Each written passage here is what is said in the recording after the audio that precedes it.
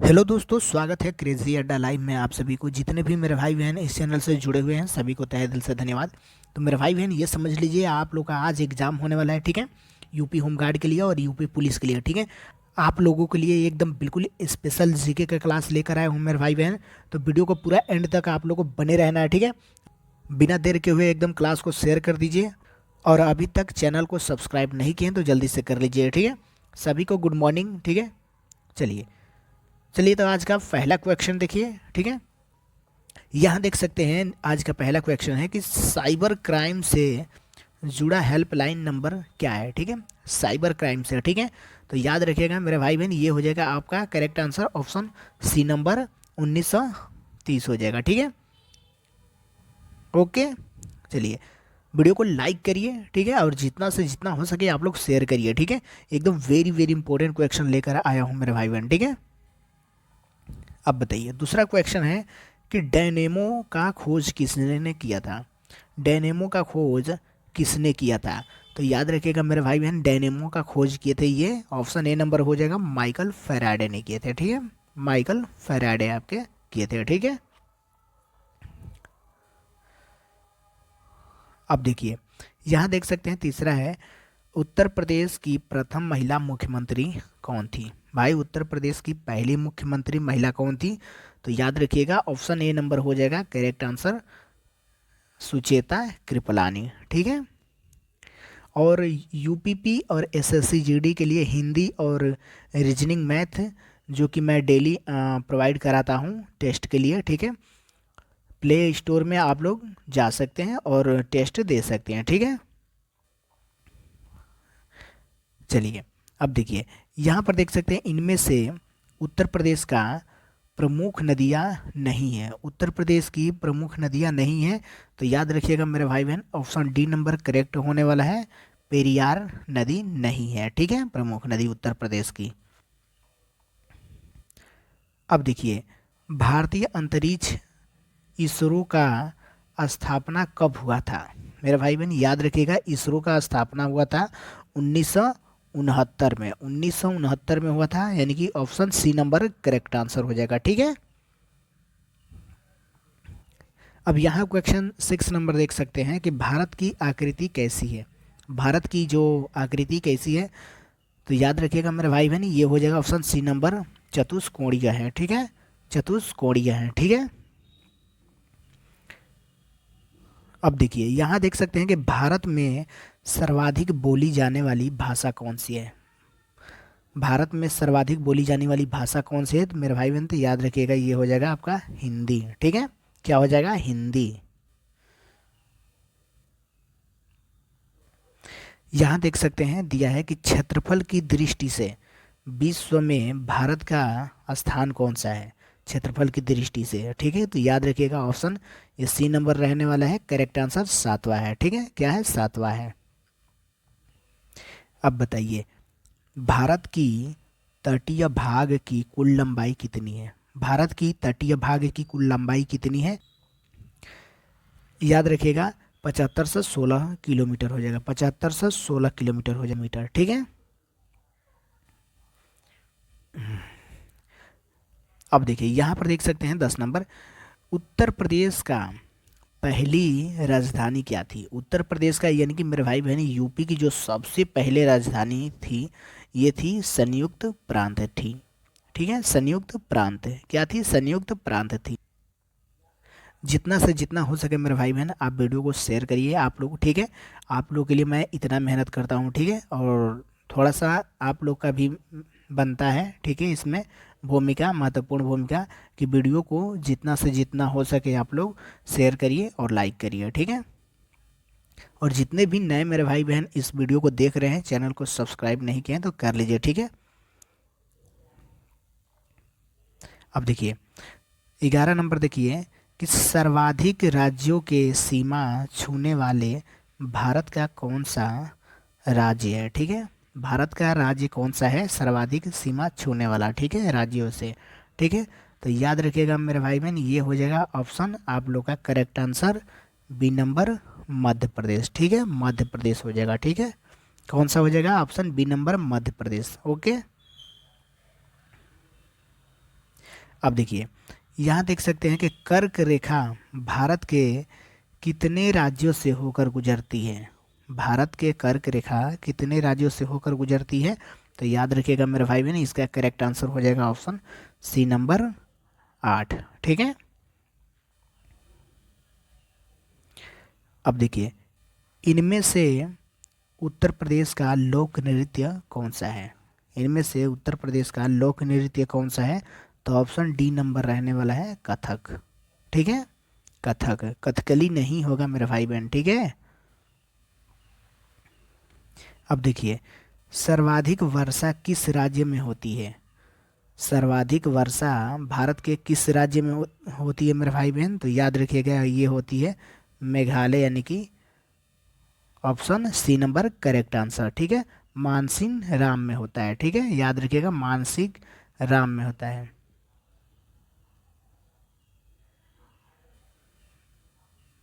अब देखिए 15 नंबर, इनमें से जलीय सीमा से लगा हुआ पड़ोसी देश भारत का कौन सा है? ठीक है, कौन सा है? चीन है, नेपाल है, बांग्लादेश है, श्रीलंका है, यानी कि option D number correct answer हो जाएगा श्रीलंका। ठीक है, याद रखिएगा श्रीलंका हो जाएगा। भारत की सबसे लंबी अंतर्राष्ट्रीय सीमा किस देश के साथ लगता है? ठीक है, किस देश के साथ लगता है? तो याद रखिएगा मेरे भाई बहन, ये रहने वाला है आपका करेक्ट आंसर बांग्लादेश। ठीक है, बांग्लादेश। ये एकदम प्रीवियस क्वेश्चन है मेरे भाई बहन, ये याद रखिएगा आप सभी लोग। ठीक है, प्रीवियस क्वेश्चन है, ऐसा ही एकदम आप लोग को 100% एग्ज़ाम में देखने के लिए मिलेगा, यूपीपी और होम गार्ड के लिए। ठीक है, याद रखिएगा होम गार्ड के लिए। ओके, चलिए अब देखिए, यहाँ पर देख सकते हैं कि गुर्दे का कार्यात्मक यूनिट क्या है? गुर्दे का कार्यात्मक यूनिट क्या है?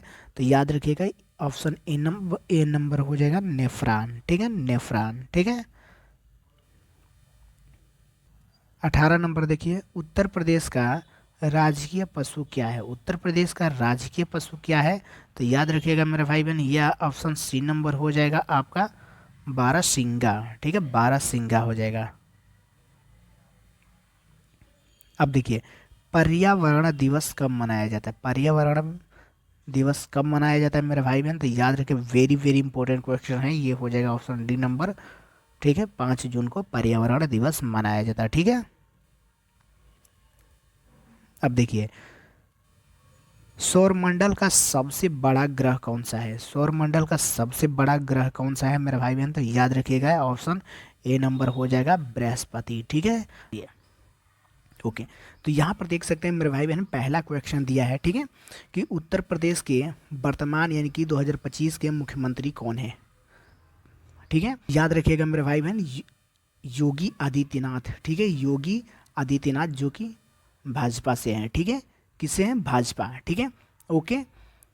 अब देखिए, अब यहाँ पर देख सकते हैं मेरे भाई बहन, दिया है दूसरा क्वेश्चन, उत्तर प्रदेश के वर्तमान यानी कि वर्तमान 2025 के राज्यपाल कौन है? तो याद रखिएगा मेरे भाई बहन, ये है आपके आनंदीबेन पटेल। ठीक है, आनंदीबेन पटेल है।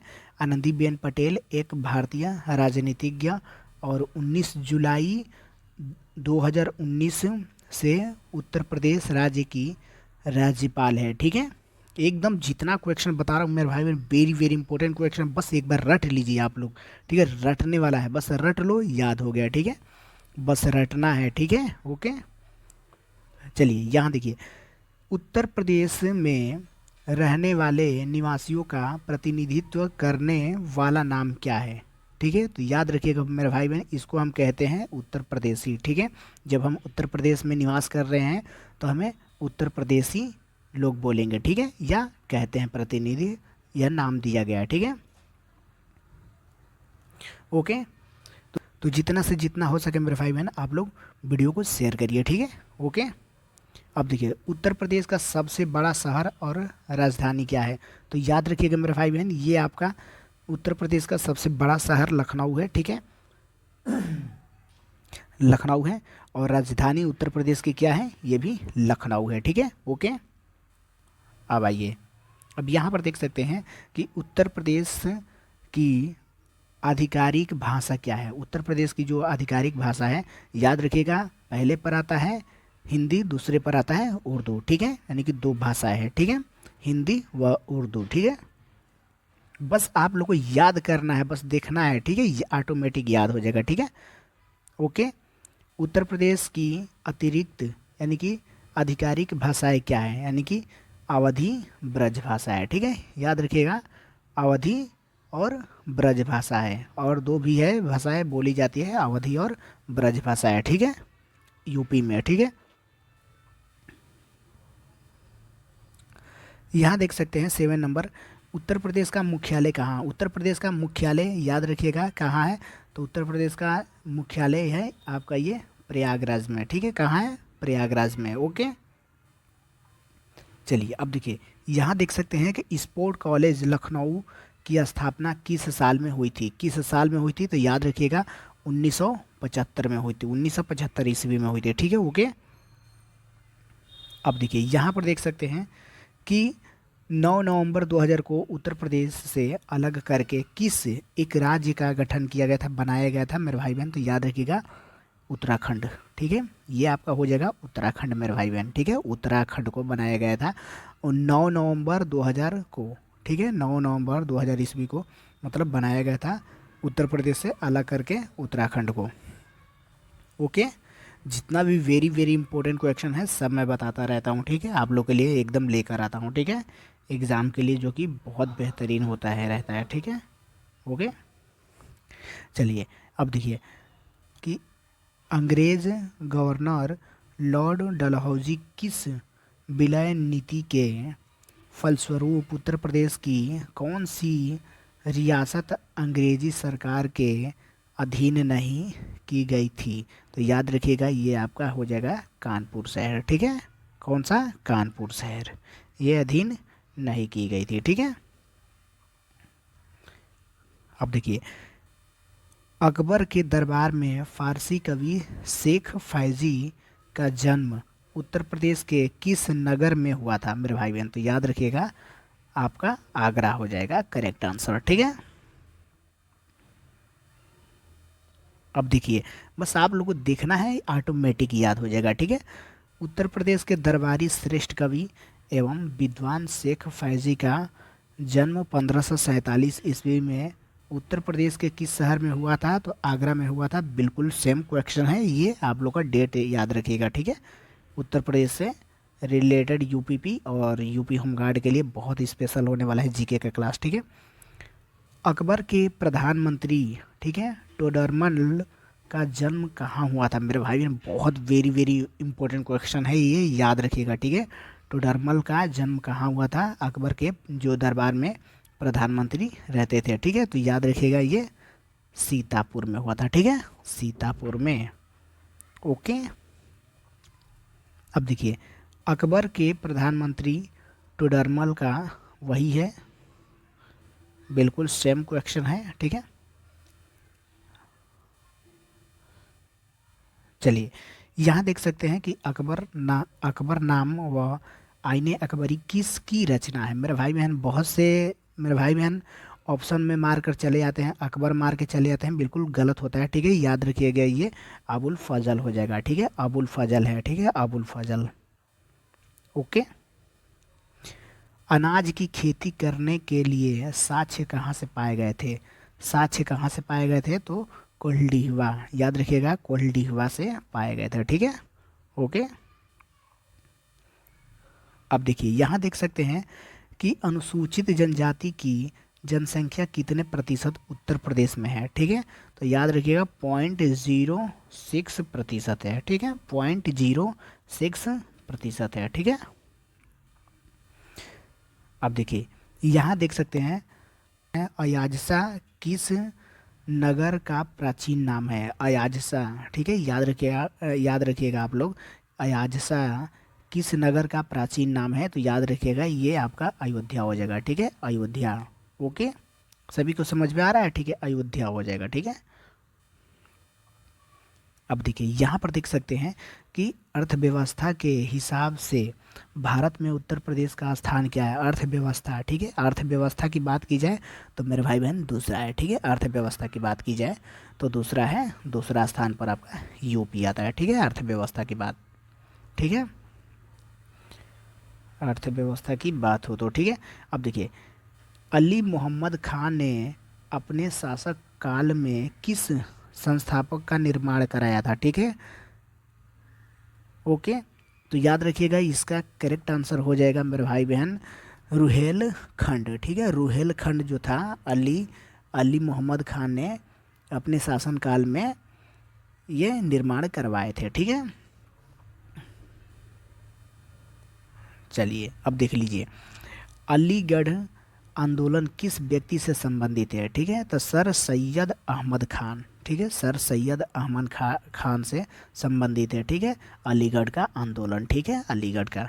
यूपी से जितना रिलेटेड क्वेश्चन बता रहा हूँ मेरे भाई बहन, यूपीपी और ये यूपी होमगार्ड के लिए बिल्कुल स्पेशल रहने वाला है। ठीक है, बेहद महत्वपूर्ण। यहाँ देख सकते हैं कि अवध में किसान सभा की स्थापना कहाँ हुई थी। अवध में किसान सभा की स्थापना हुई थी प्रतापगढ़ में। ठीक है, याद रखिएगा प्रतापगढ़ में हुई थी। ठीक है, अब देखिए यहाँ देख सकते हैं कि अशोक का 14वां बृहदत्त शिलालेख कहाँ प्राप्त हुआ है। ठीक है, तो याद रखिएगा कालसी। ठीक है, कालसी। ठीक है, ओके, अब देखिए अशोक के फूल तथा बाणभट्ट की आत्मकथा किस महान कवि की कृतियाँ है। ठीक है, तो याद रखिएगा हजारी प्रसाद द्विवेदी। ठीक है, हजारी प्रसाद द्विवेदी की है। ठीक है, अब देखिए अशोक स्तंभ सारनाथ नगर किस राज्य में स्थित है। तो याद रखिएगा आपका यूपी है, उत्तर प्रदेश। ठीक है, उत्तर प्रदेश में। ठीक है, उत्तर प्रदेश में। ठीक है, सकते हैं आज का लास्ट क्वेश्चन रहने वाला है। ठीक है, अशोक स्तंभ पर हरिशेर द्वारा रचित समुद्रगुप्त का प्रशस्ति लेख कहाँ पर प्राप्त हुआ है। ठीक है, तो याद रखिएगा ये आपका प्रयागराज हो जाएगा। ठीक है, जितने भी मेरे भाई बहन इस वीडियो को देख रहे होंगे, ठीक है, चैनल को सब्सक्राइब नहीं है तो कर लीजिएगा। ठीक है, क्योंकि आपके लिए ही बेहतर होने वाला है, रहने वाला है। ठीक है, ओके, तो चलिए जितने भी नए मेरे भाई बहन भी हैं, ठीक है, चैनल को सब्सक्राइब नहीं किए तो कर लीजिएगा। ठीक है, फिर नेक्स्ट वीडियो में हम लोग मिलेंगे जीएस के साथ। ठीक है, और जितना भी मैं जीएस आप लोग को पढ़ा रहा हूँ मेरे भाई बहन, ठीक है, एकदम वेरी वेरी इंपॉर्टेंट है। ठीक है, आप लोग बढ़िया से मन लगा के आप लोग तैयारी करिए। ठीक है, ओके, चलिए आज के लिए बस इतना ही। जय हिंद।